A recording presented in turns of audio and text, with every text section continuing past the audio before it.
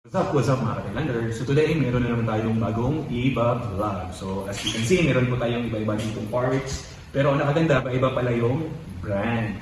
So meron tayo ditong tambucho, yan, tambucho. So iba-ibang klaseng tambucho mula KOU Matcha, yan, dalawa. Meron tayong AUN or ON, saka meron tayong Nulam Luka. Tapos doon naman sa rings, meron tayong Akron, meron tayong Kingo na special edition, Chinese edition. Meron tayong strong na carbon, S7 Pentagon. And then meron tayong street bike rims, yan, strong pa rin. Tsaka meron tayong MT Ceres 7 na rims na naka-install na din sa Mio 5WR natin. Right, so yung tatalakayin natin ngayon is about the Exos, iba-ibang brand. Right, so samahan nyo ako, usap tayo about this. Right, so una nating pag-usapan is about itong Nulam Luka. So itong Nulam Luka is for Mio, sporty, yan. So ang specs nito is super open. So pakita muna natin itong canister niya. Yan, so may stock bracket pa rin siya, no? Stock bracket, yan. Tapos meron siyang laser, Nulam Luka 1981, original Thailand. At yung bagong laser cut na logo. Yan, so yan yung Nulam Luka pipe. And then, kita mo naman dyan sa loob, screen type, pero open na siya. Yan, open, kita na hanggang sa dulo. So, yung open dito, kita natin, ilang millimeter siya.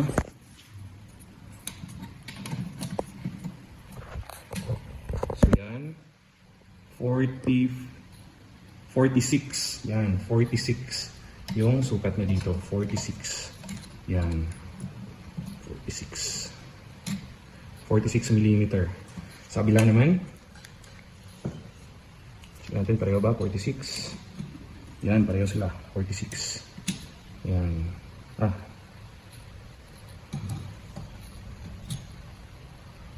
Okay, mas malaki pala dito. Yan. 48. So, 48 mm. Then, specs naman ng ito. So, ito yung pipe niya, may laser ng Nulam Luka. So, dito, sa inner ng tube is 45 sarado. Yan, 45 mm. Dito naman sa labas is saktong 48 mm. So, saktong-sakto siya dito. Dito naman sa, ano niya, is 36 mm. Tapos pag-abot naman dito, 45 mm. Yan, 45 hanggang dito. Yan, 49. So 49, and then dito is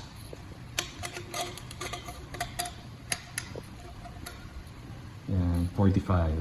So yan yung specs ng Mio 72 mm piston plus 12 mm stroke from Nulam Luka. Tapos dito naman tayo sa AUN. Yan, so AUN, napakaganda din ito. Yan. So lalagay pala ito sa Pantra.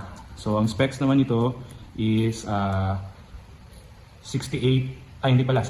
Ilalagay siya sa naka 66 mm pero yung sukat na pinagawa is pang 70 mm. So yan, tube type na po yung screen niya. Tapos short tip, yan, short tip. Ganda. And meron na siyang holder. So pinagawa talaga itong holder ni customer. So customized order po ito ng AUN. So check natin yung sukat. Dito muna tayo sa ano niya, tip. Sukat natin yung sukat ng tip. So yan, 61 mm. Yan, 61 mm.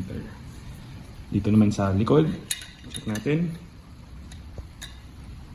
Yan, 69 mm.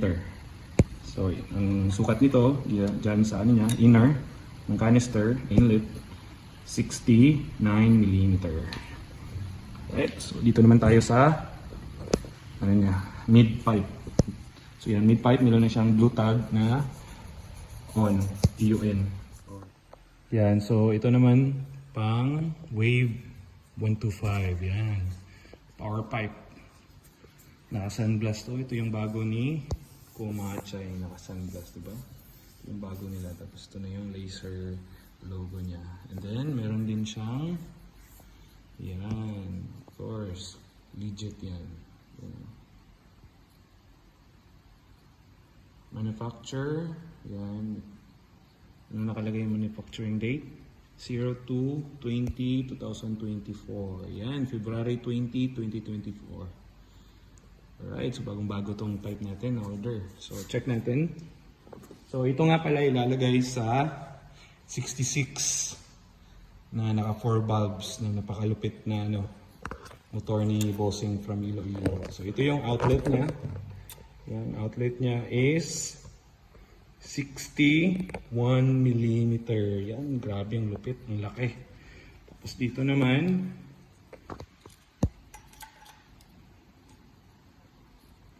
₱52 mm. Yan. Napakalupit. Check naman natin yung elbow. So ito naman yung elbow nung power pipe ng Wave 125 na 66 4 bulbs. So titanium po ito, no? Ito naman yung sukat niya. Dito, yun, sakto-sakto, 51 mm. Yan, 51 mm. And then dito naman sa gitna niya, yan, 42 mm. Then sa pinaka-elbow niya is 35 mm. So yan yung specification nito. Alright, so gusto nyo umorder, just DM sa page. Yan, maraming salamat po sa pag-order mga boss, mga sir.